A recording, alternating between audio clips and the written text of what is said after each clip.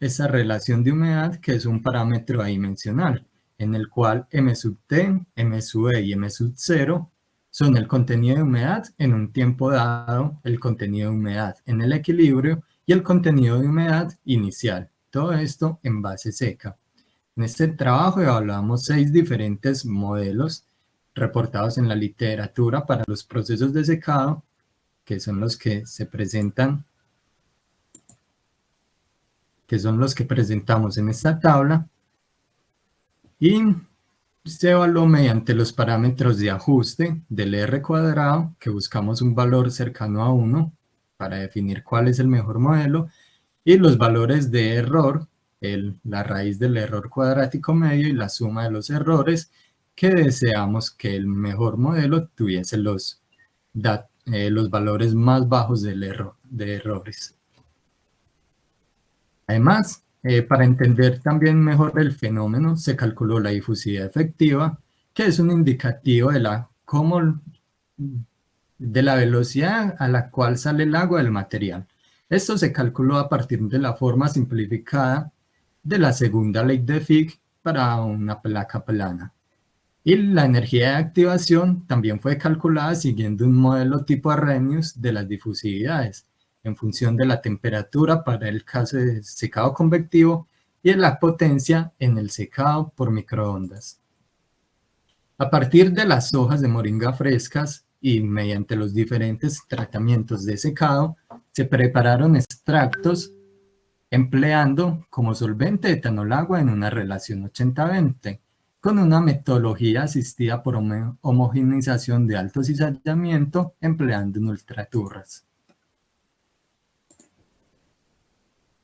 También determinamos el contenido de polifenoles mediante el método de Follin-Ciocal-Tube, el cual nos mide la capacidad reductora que tiene una muestra por medio de la reducción del molibdeno 6 a molibdeno 5, el cual cuando se da esta reducción que está inicialmente en un color amarillo, pasa a obtener un color azul que podemos seguir mediante la medición espectrofotométrica con una longitud de onda de 760 nanómetros. Así podemos cuantificar los polifenoles. Los polifenoles son un grupo importante de los compuestos fitoquímicos y que se caracterizan por poseer uno o más anillos aromáticos en su estructura o con uno o más grupos hidroxilo. Para esta medición utilizamos como estándar ácido gálico. La metodología de flavonoides, que también fue empleada, está basada en la reacción que tienen los flavonoides con el ion aluminio en un medio alcalino, formando un complejo coloreado de color rojo que también posteriormente podemos analizar mediante colorimetría con una longitud de onda 510 nanómetros. En este caso empleamos catequina como estándar. Si usted no viene, apagado. Además, medimos la capacidad antioxidante mediante el método ABTS, que es un método espectrofotométrico que ha sido utilizado para medir la actividad antioxidante de diversos materiales. También probando la capacidad que tienen las diferentes muestras de estabilizar el radical catiónico ABTS mediante la disminución de su color. El método de PPH también lo empleamos como una medida de la capacidad antioxidante y es un método espectrofotométrico que es ampliamente utilizado para medir la actividad antioxidante en diferentes matrices. En este caso se presenta una especie radicalaria que se encuentra más estéricamente impedida que en el caso de la molécula de ABTS.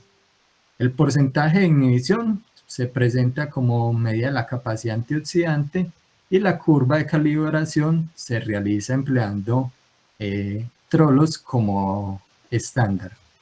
El trolos es un compuesto que es un derivado de la vitamina E, pero que en este caso sería hidrosoluble y es ampliamente empleado para estos fines. Finalmente, como otra metodología de capacidad antioxidante, en este caso reductora, tenemos FRAP, que por sus siglas en inglés, Ferri Reducing Activity Antioxidant Power, Es una metodología que mide la capacidad de las sustancias de reducir iones férricos hierro 3 a hierro 2 que acomplejado con este agente TPTZ presenta una coloración intensa en medio ácido, sirviendo esto como una medida de la actividad antioxidante. Los resultados se reportan como equivalentes de trolos también, de acuerdo con unas curvas de calibración que se han construido anteriormente. Finalmente, para el análisis estadístico, todos los ensayos fueron realizados por triplicado y la determinación de las diferencias significativas entre los tratamientos se hizo mediante un análisis de varianza de una vía, una NOVA, empleando la prueba post-hoc de la diferencia significativa honesta de Tukey con un nivel de significancia alfa de 0.05.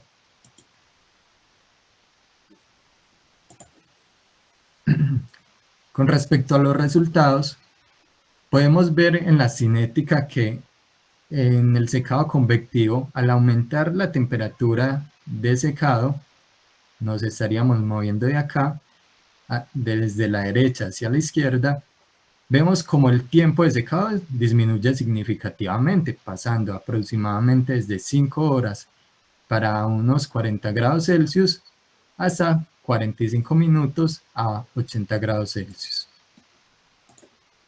En este caso podemos observar que no se presenta la etapa de velocidad de secado constante. Esto es porque en las hojas no se presenta ese fenómeno de encharcamiento como se presenta en otros alimentos y otros materiales.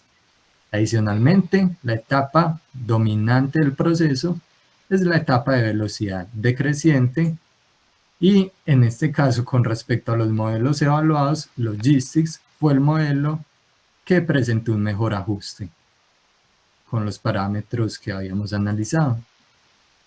Para el caso de secado en microondas podemos observar que a diferencia del secado convectivo tenemos la gráfica, el eje X en minutos, y en el secado convectivo lo teníamos en horas. Esto nos dice una disminución significativa del tiempo de secado aproximadamente en un 93% si comparamos 80 grados Celsius con respecto a la potencia más alta.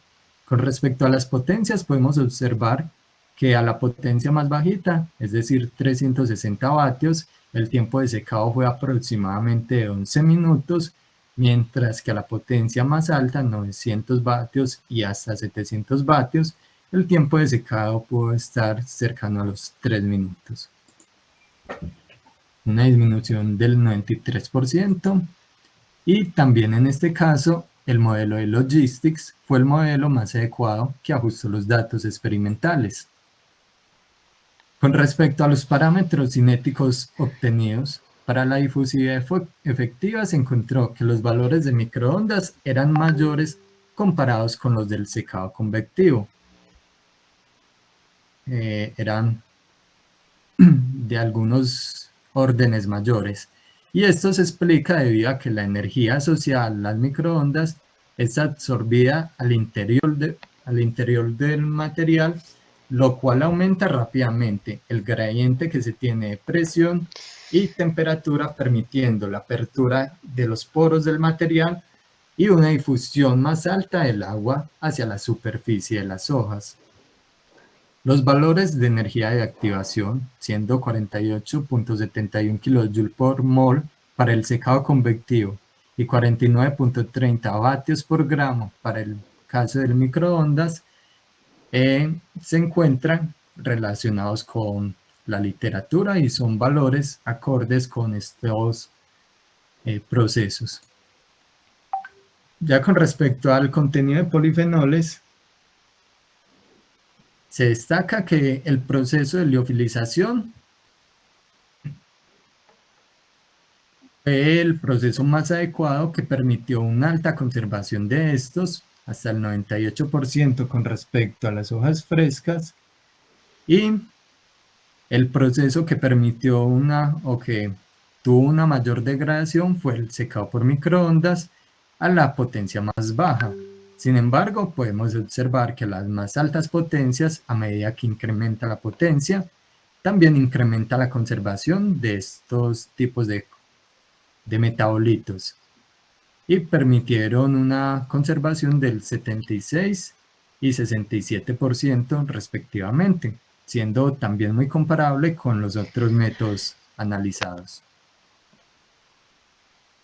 Para el caso de flavonoides, en el método que se presentó una mayor degradación, igualmente fue en el método de microondas a la menor potencia, es decir, que tuvo el tiempo de exposición a las microondas más alto, y los métodos que presentaron la mejor conservación fue el método de liofilización y el método por microondas a 900 vatios. Y estos no presentaron diferencias significativas con respecto a las hojas frescas. En el caso de ABTS, podemos tener una tendencia muy similar y observamos que a medida que incrementa la potencia del secado de microondas, también incrementa la conservación de la capacidad antioxidante. En este caso, no hubo diferencias significativas, estadísticamente hablando, con respecto a liofilización y los tratamientos por microondas más altos, 720 y 900 vatios. Con respecto a PPH, observamos una tendencia muy similar para el caso de microondas y una conservación más alta para las muestras liofilizadas y secadas 720, sin diferencias significativas con respecto a 900 vatios. En la capacidad reductora mediante el método de Bragg, observamos una tendencia también muy similar, en el cual en el secado convectivo presentamos una tendencia un poco oscilatoria, es decir, no muy marcada por la temperatura. Señor Santiago Zapata, disculpe la interrupción. ¿Podemos ir concluyendo, por favor? Sí, correcto, en Vale, un minutico. Dale, muchas gracias. Y también presentamos que conforme se incrementaba la temperatura de secado, la potencia de secado por microondas, también se incrementaba la conservación de esta capacidad reductora.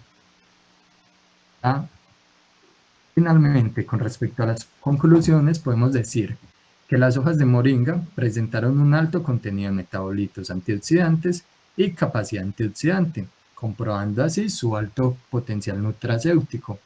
Además, este es uno de los primeros estudios que se realizan con respecto a la evaluación de estas características en hojas de moringa que han crecido en el territorio colombiano.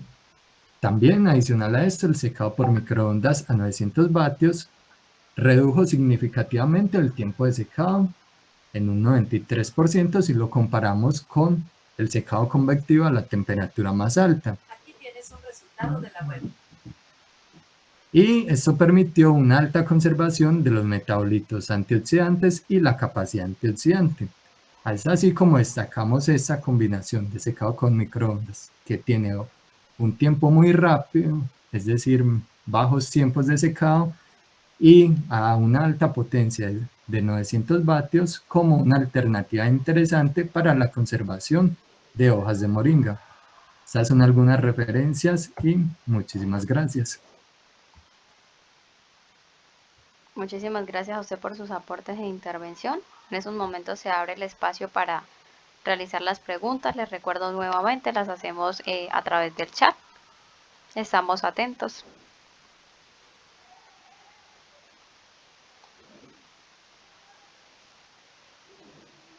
¿Vale?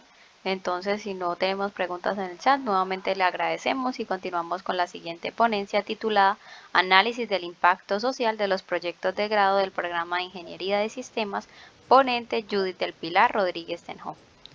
¿Me confirma? Sí, buenos días. Ay, qué pena, pero no quiere funcionarme la cámara ahorita en este momento. Estoy presionando y no me la deja. Muy buenos días, bienvenida. Pero No me se escuchan, preocupe. ¿sí? ¿Sí, señora?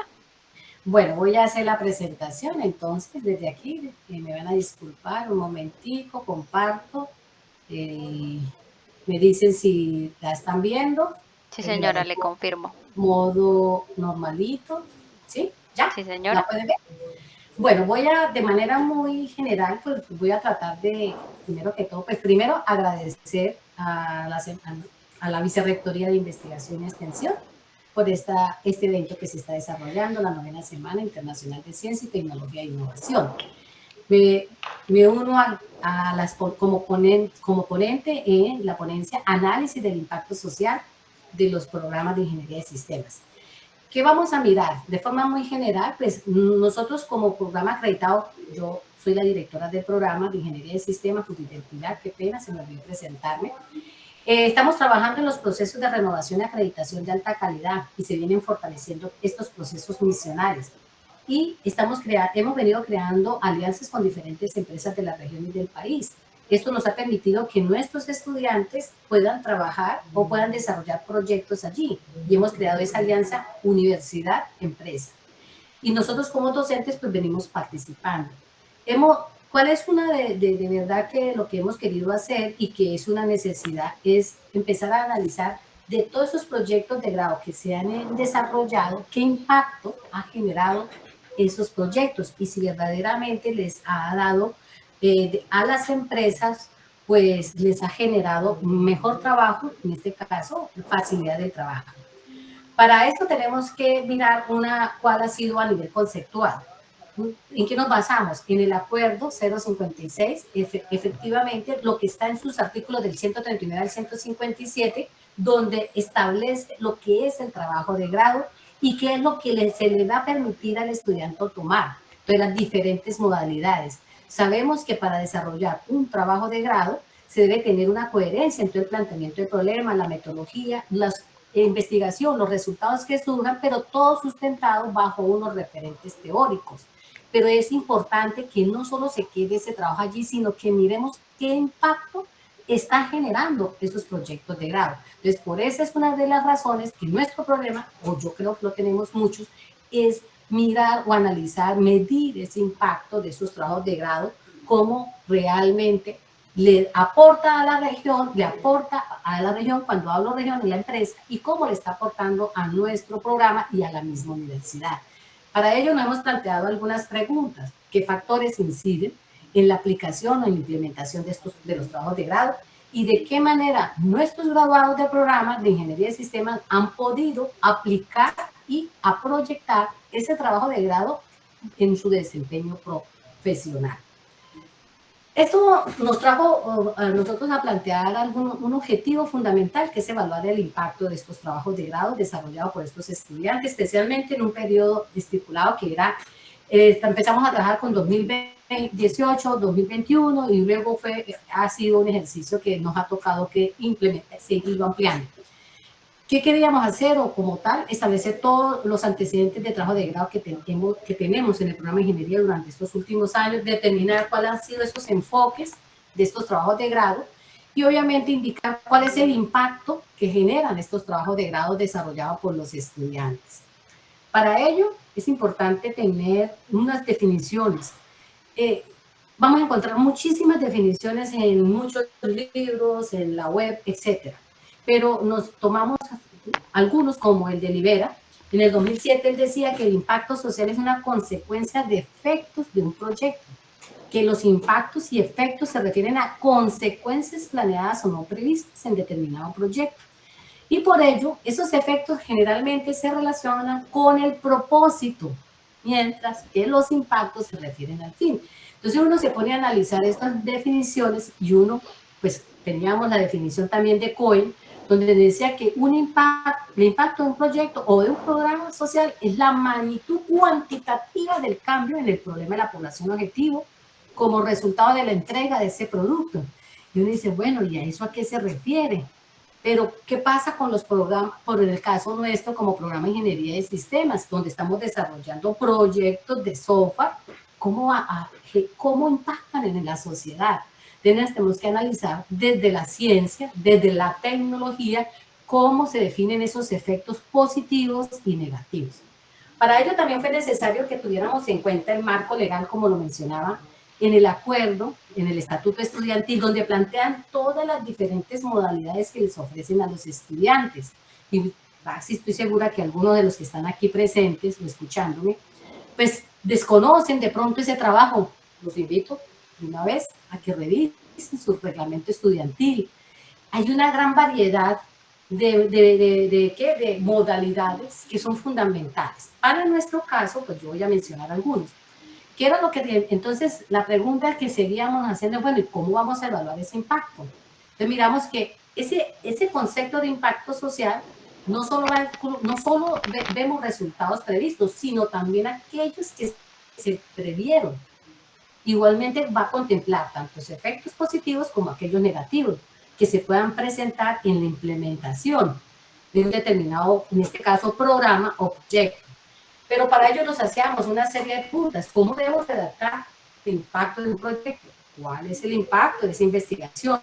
¿Cómo vamos a medir ese proyecto de investigación o cómo va a ser realmente ese impacto social a nivel científico, por ejemplo? Todo esto nos permitió mirar que era necesario crear o tener en cuenta en el diseño de la investigación, pues trabajar de una manera cuanti y también una manera cualitativa, es decir, empezamos a trabajar el paradigma mixto. ¿Por qué? Porque era fundamental mirar y buscar ciertos atributos o medidas que nos permitieran ser más precisos y estandarizar exactamente lo que queremos medir. Y desde el punto de vista, pues también teníamos que explicar, describir ciertos atributos. Por ello, nos tocó mirar cuál iba a ser ese enfoque. Y entonces, nuestro trabajo lleva a un alcance descriptivo y también una investigación propositiva. ¿Por qué? Porque teníamos que interpretar de una manera mucho más explicativa esos factores que van a estar dentro de esa problemática. Y para ello, pues también teníamos que involucrarnos mucho con el investigador y ese espacio diagnosticado. Aquí de esta manera, pues ahí vemos en esta gráfica o en esta diapositiva esos dos enfoques. Teníamos que hacer una articulación entre ellos porque estamos trabajando en cuanti y lo cualitativo. ¿Qué empezamos a hacer en el ejercicio del trabajo? Pues empezar a llevar acá, buscar todos los proyectos que teníamos ya a nivel de comité curricular, en las actas, incluso en la biblioteca, qué proyectos ya se habían hecho, revisar sobre ellos, mirar cuántos se habían consignado y empezar a hacer una revisión de cada uno de ellos, mirando la modalidad de trabajo que habían elegido, cuál era el enfoque y obviamente teníamos que hacer una consolidación de eso. Como ustedes pueden mirar en las tablas que tengo allí, pues estamos contando 2018 hasta el año 2021, ¿sí? Y menciono que pues duramos 2 años de pandemia, básicamente íbamos a encontrar de pronto, incluso está dentro de la parte final de las conclusiones, que nuestros trabajos de grado se orientan mucho a los trabajos de cursos de profundización en esa época por la misma problemática que se nos presentó a todos, ¿sí? Sin embargo, teníamos estudiantes en unas pasantías a nivel internacional, que fue necesario también y se hicieron. Y algunos trabajos de grado que ya se venían desarrollando, pero eso es parte de ese ejercicio. Pero más que todo eso era miremos cómo vamos a analizar ese impacto. ¿Qué hicimos? Fue necesario, con toda esa información que teníamos, empezar a organizarnos, a operacionalizar variables con el objetivo de verdad de saber, conocer ese impacto, mirar cuáles eran los diferentes modelos de evaluación y empezar a construir un instrumento, y en este caso pues fue una encuesta, en algunos casos fue una entrevistas, pero necesitamos desarrollar estas encuestas, planteárselas a los empresarios, a los graduados y a los estudiantes. ¿Qué hicimos de todo esto? Pues hicimos un análisis de datos bajo el método descriptivo, que el objetivo era presentar los resultados de los diferentes obtenidos de todos aquellos instrumentos que hicimos. Tomamos la información de allí, elaboramos unas recomendaciones, unas conclusiones, obviamente. Se hizo una organización de toda la información. Se consideró necesario utilizar algunas tablas de frecuencia, diagramas de barras o otros diagramas. Se recopiló toda esa información, miramos las tendencias del estudio y también mirar cuáles eran las inferencias de cada pregunta. Teníamos también una descripción y construcción de algunos indicadores que no los voy a presentar en este momento por razones de tiempo también, pero que más adelante en algún momento los podríamos estar presentando. Y obviamente para poder comprobar esa hipótesis que habíamos planteado. También fue necesario, aparte, no la describo aquí por el tiempo, pero fue una metodología que donde nos permite medir el impacto de los trabajos que tienen que ver con tecnología. Sin embargo, aquí, para poder concretar, porque es que cuando vamos a medir el impacto, hay que mirar posibles afectaciones tanto positivas como negativas que se están originando en los proyectos. Hacer todo un análisis de diagnóstico, establecer un marco teórico, hacer una investigación realmente, proponer. Y entonces para ello empezamos a mirar, bueno, una estructura de forma general. Hay que determinar cuál es el ámbito en que el proyecto va a influir de manera positiva o negativa. En qué ámbito o en qué nivel, en qué impacto. O sea, va a ser a nivel de social, cultural, económico o empresarial. Empezar a mirar bajo unos parámetros o unos niveles de impacto, que si es positivo o negativo, para ello construyamos una tabla, mirar a partir de allí cómo se van a ubicar en esos rangos de impacto de esa tabla que está al lado derecho, verificar cuáles eran los indicadores y tener obviamente una información que fuera mucho más precisa. A cada indicador se le asignaba un nivel de impacto, ya sea positivo, que también lo tenemos allá, -2, -3, -2, dependiendo de, y hacer un análisis breve de cada indicador, donde mencionáramos y argumentáramos las razones de por qué estaba ese valor. Y hacer luego, posteriormente, hacer un el análisis general de esos impactos.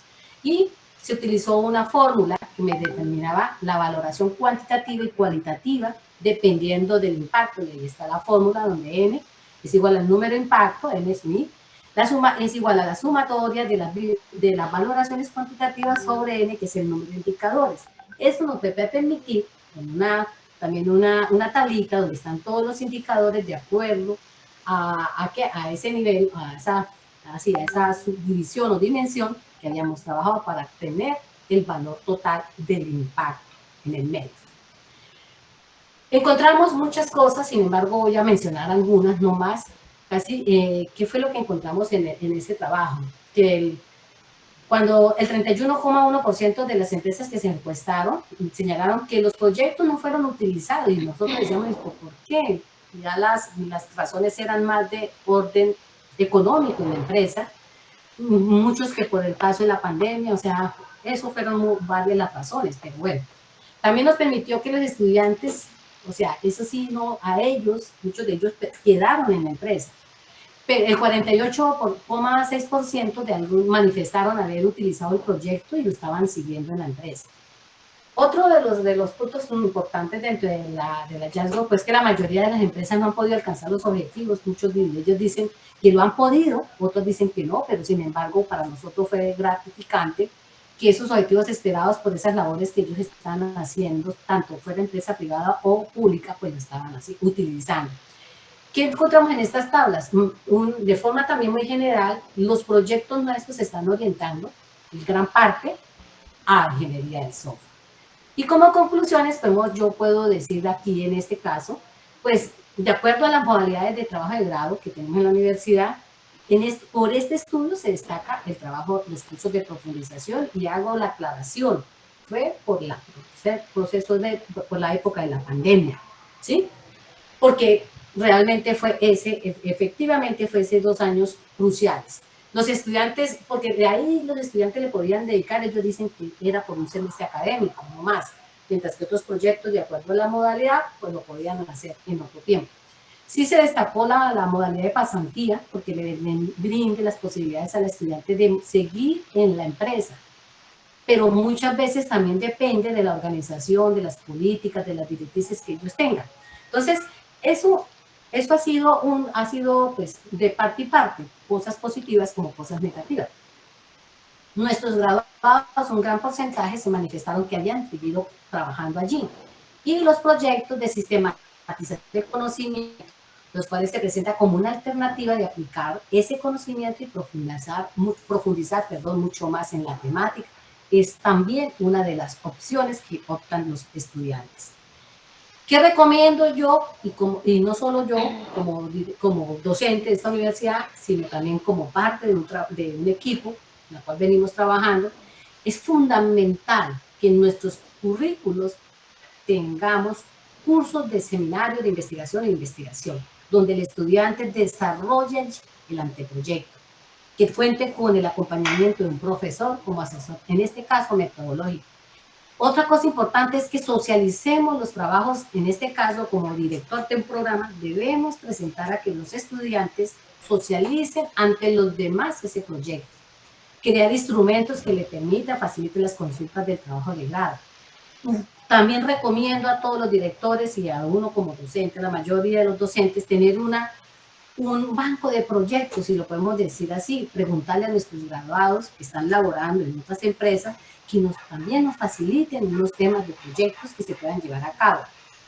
Aquí están algunas de las referencias y les agradezco su participación aquí, estar aquí. Muchísimas gracias a usted por los aportes y por motivarnos a interesarnos a la investigación. En este momento pues se abre el espacio para realizar las preguntas. Les recuerdo que se pueden hacer a través del chat. Quedamos atentas. Escucho si hay preguntas. Y si no, los invito a la próxima semana, que ya les dije a mis estudiantes que les iba a dar una charla sobre todo esto. Vale, entonces no tenemos preguntas en el chat. Agradecemos nuevamente. Muy amable, gracias. Y continuamos con la siguiente ponencia titulada Red de sensores inalámbricos utilizando XBee S2C Pro. Ponente Camilo Andrés Esquia Osorio. ¿Me confirma si se encuentra en la sala, por favor? Sí. Buenos días, bienvenido. Buenos días, ya presento la diapositiva. Listo, sí señor, vale.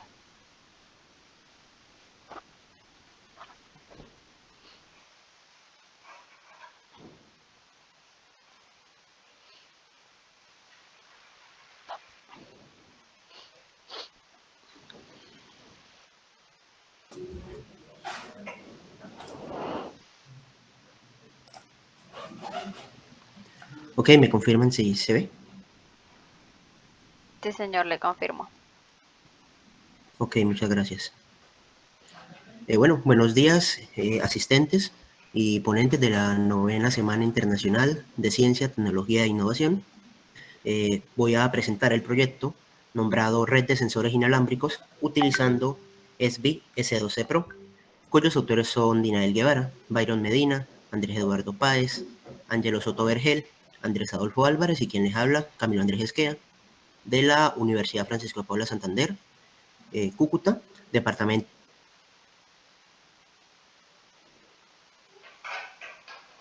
en Electrónica y Telecomunicaciones GIDET. En el contenido de la presentación, bueno, abordaremos una pequeña introducción, los objetivos propuestos, la metodología desarrollada, unos resultados obtenidos, las conclusiones y finalmente unas referencias utilizadas. En este artículo se presenta el desarrollo de la configuración para la comunicación de una red inalámbrica de sensores WSN-SB, empleando diferentes enlaces entre un módulo SB S12 Pro que actúa como un coordinador hacia múltiples transmisores y estos actúan como routers.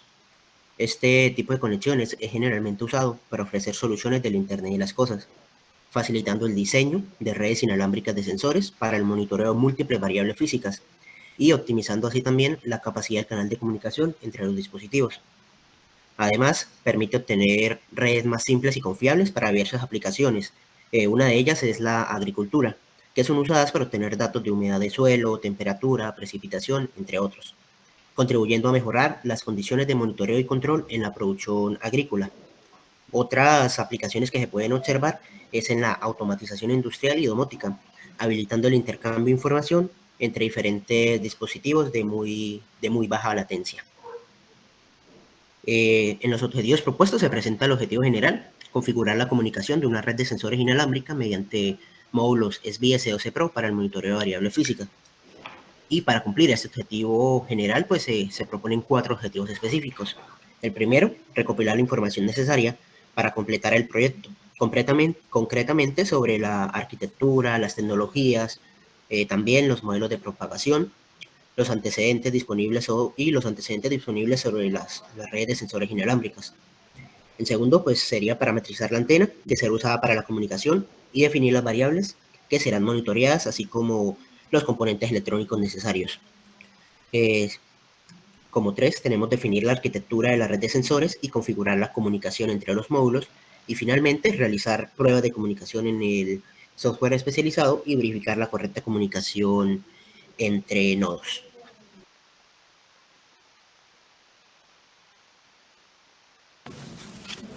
En la metodología se propone una metodología basada en fases.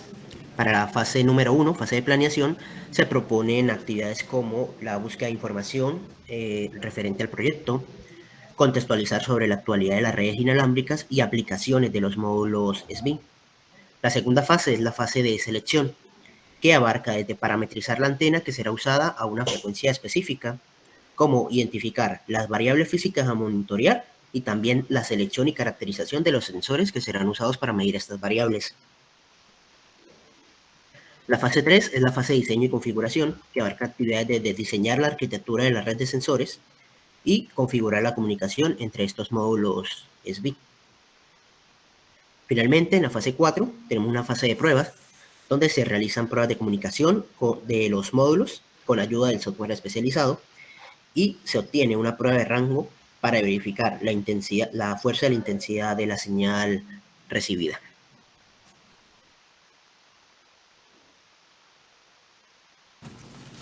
Entre los resultados, bueno, en la figura 1 se muestra la antena utilizada con los módulos receptores y transmisores, la cual fue caracterizada para poder ser usada a una frecuencia central de 2.4 GHz.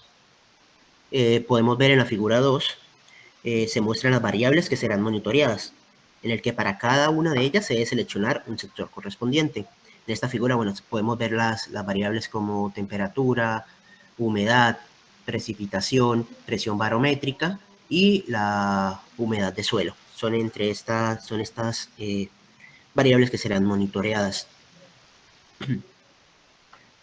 La configuración de comunicación se realizó mediante el software XCTU, que permite realizar tanto la instalación como la actualización, configuración y pruebas de las distintas series SBIN. Se utilizó el protocolo ZigBee para comunicar los dispositivos, logrando un ultra bajo consumo, obteniendo también una velocidad máxima de 250 kilobytes por segundo en la transmisión de datos. ZigBee, este protocolo de comunicación inalámbrico, se basa en el estándar de comunicaciones para redes inalámbricas bajo la norma IEEE 802.15.4. Este protocolo también ofrece, bueno, características interesantes en el diseño del monitoreo de variables, donde el tamaño de la información puede ir desde los 30 a 60 kilobytes por segundo, además de una larga duración en la vida de las baterías, que va de 2 a 3 años sin recambio, debido a su modo de ultra bajo consumo. Esto se puede observar en la figura 3, la selección de este protocolo de comunicación ZigBee. Ya en la figura 4, bueno, se observa la configuración de los parámetros de comunicación XCTU.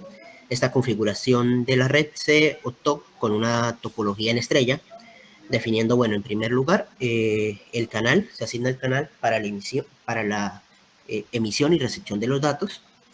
Seguidamente se seleccionan los parámetros de PAN-ID para poder identificar los nodos de la WCN o de la red inalámbrica. Y bueno, finalmente se define una dirección de destino.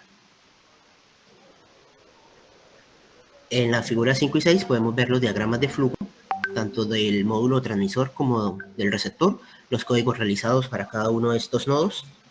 En primer lugar, bueno, para el módulo transmisor se da inicio a la declaración de variables y a la comunicación serial con el módulo SBIN SoC Pro, que realiza la lectura de las variables del sensor que esté en ese nodo en específico y comenzará con la transmisión de las variables al módulo central.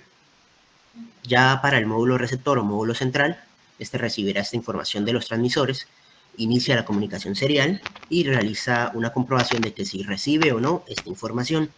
Y esta información proviene de cuál de los nodos, si proviene del nodo 1, 2, 3 o 4. En caso de que no, pues hay una alerta de error, y en caso de que ya se reciba, pues es guardada en este módulo central. Seguidamente, bueno, para la figura 7 podemos ver la conexión de los módulos.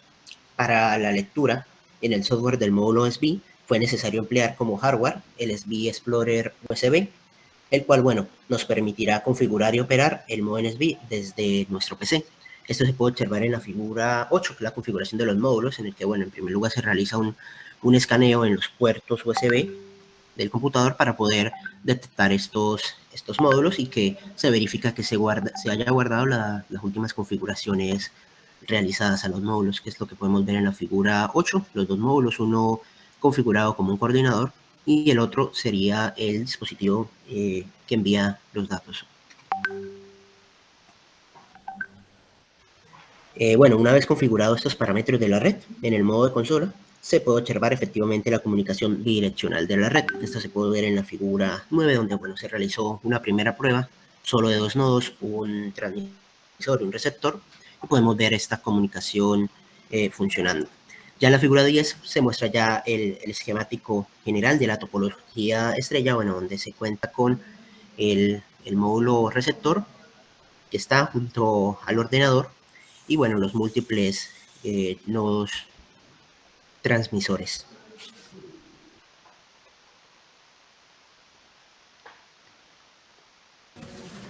Como conclusiones, bueno, para realizar el envío de paquetes se realizaron pruebas de captación de datos con tiempos de envío de 10 milisegundos, 100 milisegundos y 500 milisegundos. Esto con el fin de evidenciar un tiempo de recepción que evite la mayor pérdida de paquetes. Estas pruebas fueron realizadas con más de 10 variables físicas, de las cuales, bueno, teniendo en cuenta los parámetros técnicos operativos, además del aporte que realiza cada variable para conocer la calidad de suelo y ambiente, pues estas 10 variables se redujeron a 5 variables a monitorear, en las que se encuentran, bueno, las mencionadas en la metodología: la temperatura, humedad, precipitación, presión barométrica y humedad de suelo. Esta red de sensores inalámbrica, usando el protocolo Zigbee, es aplicada a la supervisión y monitoreo de unas variables físicas, aumentando así la seguridad y fiabilidad de las mediciones de los componentes electrónicos, permitiendo, pues, a estos dispositivos de bajo consumo realizar comunicaciones inalámbricas en una frecuencia central ya definida en la antena de 2.4 GHz y una velocidad de transmisión que puede llegar hasta los 250 kB por segundo. Se realizaron también pruebas de comunicación llegando hasta distancias de 100 metros entre el receptor y transmisor. Estas son las pruebas realizadas punto a punto, en el que, bueno, se puede observar que la tasa de paquetes recibidas disminuye a medida que aumenta esta distancia entre los nodos. Mediante el software especializado XCTU se realizaron pruebas de rango entre un módulo receptor y un transmisor, y esta herramienta representa mediante un gráfico los valores de fuerza e intensidad de la señal, o RSSI, además de obtener el porcentaje en tiempo real de los paquetes que son enviados y de esta cantidad de paquetes que son enviados si llegan exitosamente al receptor. Bueno, aquí podemos observar las referencias principales usadas para la realización de este proyecto. Y, bueno, muchas gracias por su atención. Vale, muchísimas gracias a usted y a su intervención. En este momento le abrimos el espacio para las preguntas. Les recuerdo que las podemos formular a través del chat.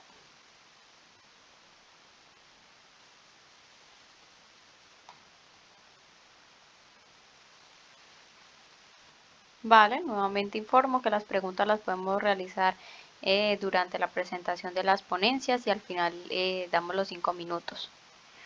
Siendo así, no tenemos preguntas en el chat. Nuevamente agradezco y damos paso a la siguiente ponencia titulada Sistema multiagente como solución a la asignación de recursos espectrales en redes ópticas. Ponente Diego Fernando Aguirre Moreno. ¿Me confirma, por favor, si se encuentra en sala? Buenos días, señora. Buenos días, bienvenido. Ya pongo la presentación.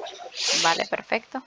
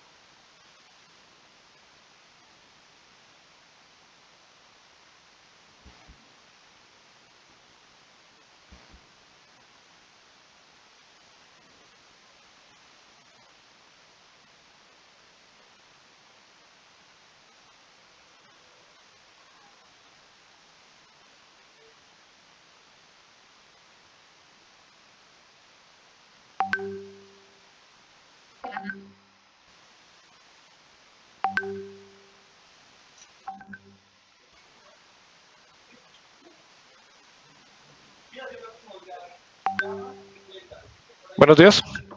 ¿Ahí me escuchan, sí? Buenos días, sí señor, lo escucho. Perfecto. En nuestras investigaciones de sistema multiagente, ¿cómo solucionar la Perdón, asignación? perdón, lo Tranquila. estamos escuchando, pero no estamos viendo la presentación. Ah, sí, quito luego. Ah, bueno. Vale. Ahora sí. Listo, sí señor, ahora sí estamos visualizando las diapositivas. Gracias. Nuestro sistema se titula Sistema Multiagente como solución a la asignación de recursos espectrales en redes ópticas, desarrollado por Julio Balón Velandia, Diego Fernando Aguirre y Sebastián Camilo Vanegas de la Universidad Distrital, Francisco José de Caldas de la Facultad de Ingeniería.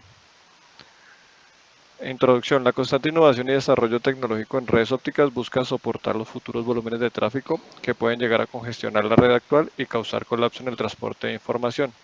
Las emergentes aplicaciones de Internet y las dinámicas del mercado ejercen presión sobre las redes de larga distancia metropolitanas y perimetrales, evidenciando la necesidad de evolucionar esta arquitectura para satisfacer las demandas de los usuarios finales. Aquí en la figura 1 se refleja una ciudad del futuro donde por medio de sensores y actuadores se mantienen las condiciones ideales para mantener el ecosistema. A nivel de transporte, también se necesitan múltiples sensores y actuadores para hacer el control del tráfico. Todos estos sensores y toda esta cantidad de tráfico debe ser transportada por una red. A futuro, las redes ópticas son las que tienden a transportar todo este tráfico proveniente de estos sensores, del Internet de las cosas y de múltiples sistemas. El proveedor de equipos de telecomunicaciones Ciena estima que habrán 75 mil millones de dispositivos conectados a Internet para 2025, así como nuevas aplicaciones críticas que exigirán alta confiabilidad, alta disponibilidad y latencia ultra baja. Estos requerimientos han desencadenado una búsqueda exhaustiva de redes que aseguren estos requisitos. A nivel del ámbito de la salud, actualmente están emergiendo las operaciones a larga distancia, donde el especialista puede estar ubicado en cualquier parte del mundo y en la sala de cirugía en otro continente o en el mismo. Lo que soporta este tráfico o lo que va a soportar este tráfico son las redes ópticas que comunican a los diferentes continentes. ¿Cuáles son las características que deben tener para poder realizar esta cirugía o estos diagnósticos remotos? Una baja latencia y una alta capacidad de canal, asignación de recursos, ancho de banda y una latencia ultra baja. Básicamente son las prioridades para poder llegar a tener este tipo de cirugías. Y como van a haber muchos especialistas, digamos, en una cirugía, entonces pues todos van a estar conectados con toda la sala, entonces deben estar las condiciones ideales de la red de transporte y de las redes adyacentes para que puedan soportar este tipo de tecnología. Objetivo: diseñar un modelo algorítmico para transportar los crecientes volúmenes de tráfico usando dinámicamente los recursos a los requerimientos de cada tipo de usuario. Validar el modelo algorítmico propuesto sobre diferentes caracterizaciones aplicando procesos de simulación que permitan comparar las capacidades de la red óptica en adaptación y soporte de volúmenes de tráfico que desbordan los modelos convencionales. En la figura 3 se presenta la industria del 4.0 y la industria del 5.0 que viene, donde todas estas aplicaciones, Internet de las cosas, las redes Wi-Fi, los servicios en la nube, todos van a estar soportados sobre una red que hace la base acá de la figura. Esta red son las redes de transporte óptico. A nivel de metodología, la metodología para el desarrollo del proyecto de investigación se divide en 4 fases a partir de los objetivos específicos planteados, las cuales se resumen en la fundamentación teórica, la caracterización de la red, el diseño del modelo algorítmico y la simulación y la socialización de los resultados. Cada una de estas fases están ligadas entre sí para alcanzar el objetivo general. En la figura 4A están las proyecciones de tráfico que hace el proveedor de equipos Huawei para 2030, donde las principales aplicaciones que van a generar tráfico es el servicio de cloud, los servicios de data center, el Internet de las cosas, los estilos de vida virtual y híbrido, la movilidad 5 y 6G y la transformación digital.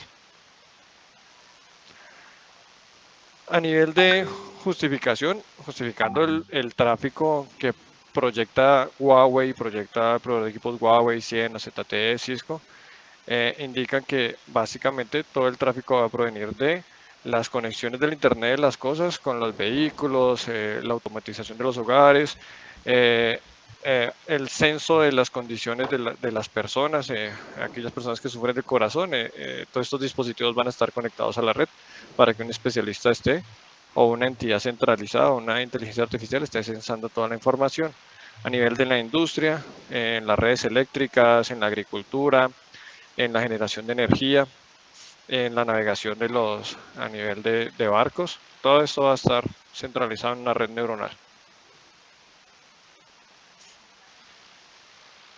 A nivel de resultados y simulación del modelo, se propone un modelo basado en aprendizaje por refuerzo profundo, con 2 redes neuronales por cada uno de los agentes. Es un sistema de múltiples agentes que interactúan con el entorno. En este caso, el entorno es una red óptica compuesta por nodos y enlaces. Estos nodos dependen de la topología que se tenga a nivel de la simulación, y los enlaces son los enlaces de fibra que se tienen. Cada uno de estos agentes va a tomar una acción sobre un entorno, y el entorno va a devolver una recompensa y los estados actuales, el estado posterior y la recompensa para que el agente tome la decisión para la siguiente acción. Cada uno de estos agentes están actuando de forma cooperativa para compartir con base a una tabla la información de los mejores episodios que ejecutaron para solucionar, y con base a esto los agentes van aprendiendo. A nivel del módulo superior, entonces se tiene en la red neuronal de cada agente, donde toma una acción y determina una política. Esta política interactúa con el entorno de la red óptica elástica, donde se distribuye cada una de las demandas desde un origen hasta un destino, y haciendo una asignación de recursos espectrales, donde el espectro es un espectro elástico. Simulando este diseño de múltiples agentes sobre una topología de 14 enlaces, 14 nodos, 22 enlaces, se obtuvieron los siguientes resultados, donde en la gráfica del lado izquierdo se representa la cantidad de pruebas que se hicieron, 15 test, comparado con la capacidad de la red, donde en el primer test se observa que pues en la franja azul de las barras representa la cantidad de lots de frecuencias asignados, que están cercanas a los 3000. El color naranja representa los slots de frecuencia fragmentados, que oscilan en cada uno de las simulaciones de 800 a 1000, y los de color verde, que son los FSUs que están disponibles para asignar. En la tabla número 1 del lado derecho están las 15 simulaciones, donde, digamos, en el test número 1, con 290 caminos ópticos implementados por el algoritmo o por los agentes de aprendizaje por refuerzo profundo, se obtuvo que la red pudo ofrecer un tráfico de 20 terabits por segundo con una probabilidad de bloqueo de 0. En la línea número 6 se observa una probabilidad de bloqueo cercana al 10%, pues que es notoria, pero aún es muy baja, con un tráfico total ofrecido de la red de 100 teras para una cantidad de caminos implementados de 1460 caminos. Y ya llegando como a un punto de saturación de la red del 15%, se obtienen 2150 caminos ópticos implementados para un total tráfico ofrecido de la red de 189 teras, con una probabilidad de bloqueo cercana o estando cercana al 15%. Y ya con la red saturada, con una probabilidad de bloqueo del 24%, se obtienen 319 terabits por segundo de tráfico ofrecido por la red para una implementación de 3800 caminos. Como resultado de esta investigación, se establece un algoritmo de administración de recursos físicos basado en el comportamiento aleatorio de los volúmenes de tráfico generados por las actuales y futuras aplicaciones de Internet, logrando la provisión de canales de acuerdo con cada demanda y garantizando alta disponibilidad. Las pruebas experimentales proporcionan varias soluciones para administrar los recursos espectrales y espaciales sobre una topología de red. El algoritmo RMSC ha propuesto, además de seleccionar la ruta, el espectro y el formato de emulación, también ayuda a proveer el mejor esquema de canal según la variabilidad de tráfico. El establecimiento de una sociedad digital exige mayor disponibilidad de servicios y aplicaciones de Internet, llegando a considerarse como un activo público, al igual que en su momento sucedió con las carreteras y los ferrocarriles. Por lo tanto, una infraestructura de telecomunicaciones actualizada a los requerimientos de los usuarios es fundamental para que sean parte de esta emergente sociedad. Mediante RMSCA se alcanzará un mejor uso de los recursos de infraestructura apoyando los nuevos servicios que la sociedad demande con requerimientos especiales de tráfico. Muchas gracias.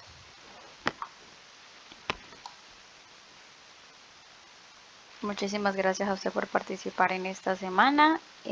Abrimos el espacio de preguntas. Les recuerdo nuevamente, por favor, formularlas a través del chat.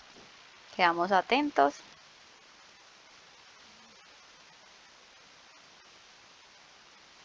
Recuerdo nuevamente, podemos ir haciendo preguntas durante la ponencia para al finalizar en los 5 minutos las respondemos. Vale, siendo así, no tenemos ninguna pregunta en el chat. Agradezco nuevamente y damos paso a la siguiente ponencia. Titulada Caracterización del perfil de los emprendedores de la ciudad de Cúcuta en tiempo de crisis de la frontera colombo-venezolana. Ponente Rosa Patricia Ramírez Delgado. Me confirma que se encuentra en la sala.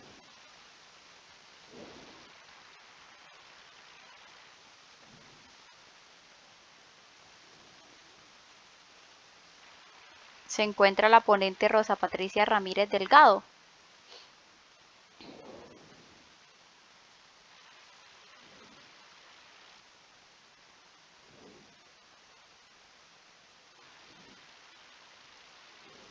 Señora Rosa Patricia Ramírez Delgado.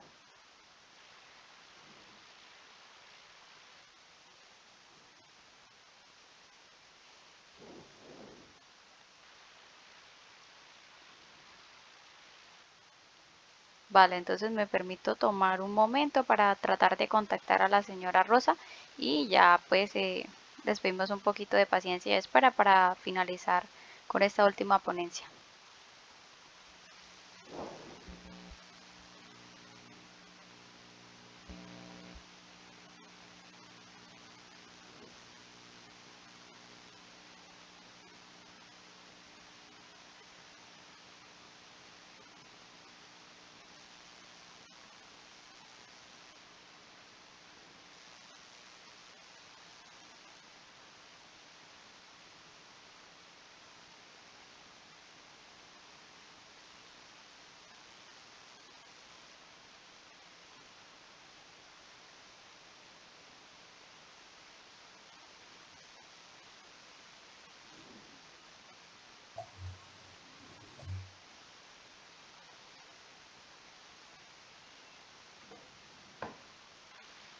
Señora Rosa Patricia, ¿se encuentra?